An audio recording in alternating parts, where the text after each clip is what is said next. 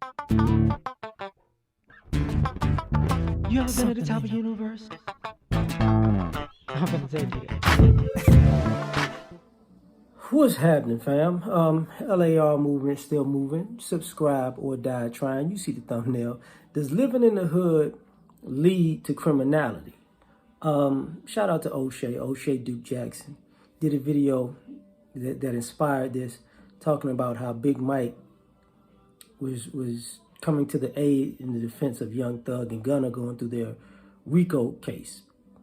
And part of what he was talking about was how we got so many people who say, somebody came up poor, or they came up in a poor environment or a rough circumstance, and they made it out of that circumstance. Or we praise people who make it out of that circumstance, even if they're doing things that are morally and ethically wrong, or immoral, or criminal, or giving off the image of criminality. You get what I'm saying? So what happens is we're playing this game, but we're not getting down to the root cause. Like the picture you see, to me, I grew up in a place like that. Like, that was one of the places I lived. So that's like on the west side of Chicago or whatever. But people act like, okay, because you grew up in the hood and because it was poor, that's why people got into gangs, and that's why people got into dealing drugs, and that's why people became car thieves. That's no. Can poverty create an anger that make you want to to hurt somebody? Yeah, it can. That definitely can happen. But the reality of it is poverty doesn't cause criminality. Criminality comes from people who want to do certain things, make a choice to do certain things. You got to think about it. They're people who aren't black, right? The plug is not ever in a black community. The plug is in the suburbs somewhere. And the plug is normally not a person who is poor or even came from poverty. So, when we think about the mafia or the triad or the cartel poverty, but yakuza and all that other stuff. These are people who've been in crime for decades to centuries, right? And it's not because of poverty. It's because people like a rebellious lifestyle. That's why, people do that type of stuff.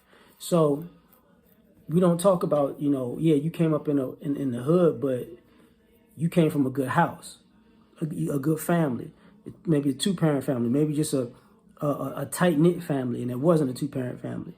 But you chose to do something rebellious, kind of like the stereotype that we have about the preacher's kids. The preacher's kids are always these rebellious heathens, right?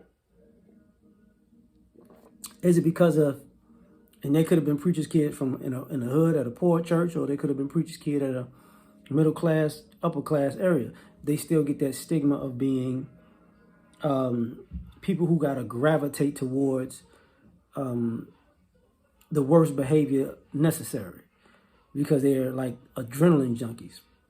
So there's a faction of people who just want to do stuff because they're in the hood, but they're not as poor or disadvantaged as other people, but they want to play that life because they got a good family and a good support system that they can fall back on when things go left, right? So you got those people. You got people who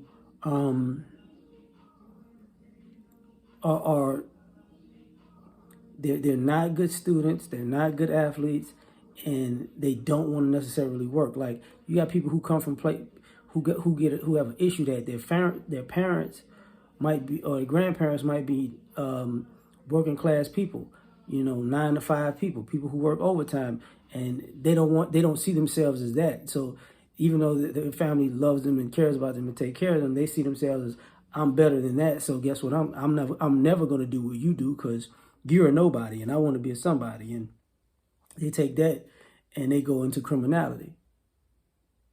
I mean, I want to be fly, you're not fly type of scenario. That happens more often than not. Was that poverty? No. Then you got people who they are, how can I say this? They're weak-minded, or they're weak individuals and they want to feel powerful. They want to so they want to get with, click up with people and bully people in the sense to feel powerful. And that has nothing to do with poverty. That has something to do with, I want people to fear me. That's why you see a lot of the young guys who are in gangs, y'all keep saying, oh, they're looking for a family and a father, blah, blah. No. There are people who are afraid to stand on their own 2 feet, but they're angry, but they know they get the brakes beat off of them if they walked around being angry, so they got to click up with a bunch of people. Look at a lot of people that have been in gangs and gang activity. If you look at their build and their frame, you can tell they're not really built for actually a physical confrontation. You know what I'm saying? But they wanna instill fear in people. So, that's what that is. There's other things I could talk about, but I'm not gonna go into that. So at this particular juncture, but because I'm done. Like, share, subscribe or die. Try and catch y'all on the next one. Peace.